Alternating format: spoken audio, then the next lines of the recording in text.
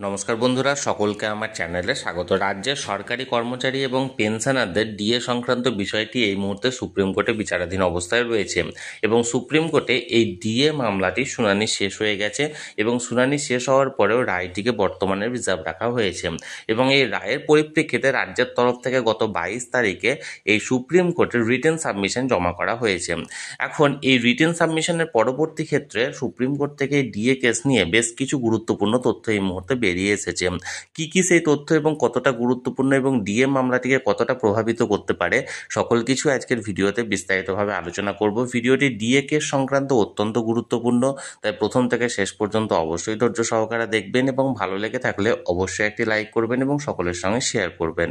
আর সেই সাথে এই চ্যানেলে যদি প্রথমবার হয়ে থাকেন এই রকমের ইনফরমেটিভ ভিডিও আরও দেখার জন্য যারা এখনও পর্যন্ত চ্যানেলটিকে সাবস্ক্রাইব করেননি তারা অবশ্যই চ্যানেলটিকে সাবস্ক্রাইব করে নিতে ভুলবেন না।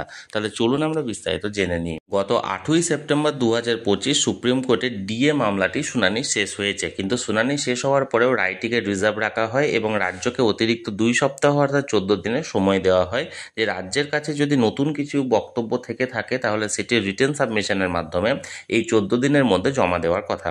এবং এই 14 দিনের শেষ লগ্নে অর্থাৎ গত 22শে সেপ্টেম্বর রাজ্যের তরফ থেকে রিটেন সাবমিশন করা হয় সুপ্রিম কোর্টে এবং এই রিটেন সাবমিশনে রাজ্যের যুক্তি ছিল এআইসিপিআই অর্থাৎ all India consumer price index অনুযায়ী সেন্ট্রাল গভর্নমেন্টের হারে ডিএ দিতে সমস্ত রাজ্য বাধ্য নয় এবং বেশ কিছু রাজ্য আছে যারা সেন্ট্রাল গভর্নমেন্টের ডিএ হার অনুসরণ করে না এবং সেই সমস্ত রাজ্যের নামগুলি এখানে তুলে ধরা হয়েছিল এবং পাশাপাশি যে সমস্ত ভার্ডিক্টগুলি দেওয়া হয়েছিল সেই ভার্ডিক্টে অর্থাৎ বিশেষ করে কলকাতা হাইকোর্টে যে রায়টা দেওয়া হয়েছিল সেখানে যে ডিএ দিতেই হবে বা ডিএ দিতে রাজ্য সরকার বাধ্য সেই রকম কোনো রকম রায় দেওয়া হয়নি, সেই বক্তব্যগুলিকেও তুলে ধরা হয়। রাজ্যের তরফ থেকে জমা করা এই রিটেন সাবমিশনের পরেও আরও 7 দিনের সময় দেওয়া হয়েছিল সরকারি কর্মী সংগঠনগুলি যারা যারা আছেন অর্থাৎ যে সমস্ত রেসপন্ডেন্ট যারা যারা আছেন তাদেরকে এই রিটেন সাবমিশনের উত্তর দেওয়ার জন্য এবং তারা এই সমস্ত রিটেন সাবমিশন যে সমস্ত জমা করা হয়েছিল তার উত্তর দেওয়া হয়েছে সেই সমস্ত কর্মী সংগঠনগুলির পক্ষ থেকে।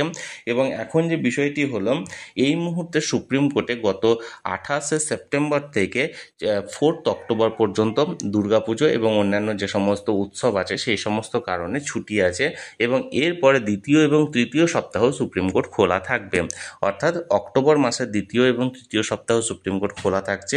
এখন দেখার বিষয় এই অক্টোবর মাসের দ্বিতীয় এবং তৃতীয় সপ্তাহে সুপ্রিম কোর্টে এই ডিএ মামলাটির রায় প্রকাশ করা হচ্ছে কি হচ্ছে না। আমি সবসময় চোখ রেখেছি যে কোনো আপডেট আসা মাত্রই তৎক্ষণাৎ সেটা আপনাদের সঙ্গে শেয়ার করে দেওয়া হবে। তাই যারা যারা এখনও পর্যন্ত চ্যানেলটির সঙ্গে যুক্ত নেই চ্যানেলটিকে সাবস্ক্রাইব করে অবশ্যই চ্যানেলটির সঙ্গে যুক্ত হয়ে যান। আর এই ভিডিওটি ভালো লেগে থাকলে অবশ্যই একটি লাইক করুন এবং সকলের সঙ্গে শেয়ার করুন আর সেই সাথে অবশ্যই চ্যানেলটিকে সাবস্ক্রাইব করে রাখুন। ধন্যবাদ, দেখা হচ্ছে পরের ভিডিওতে।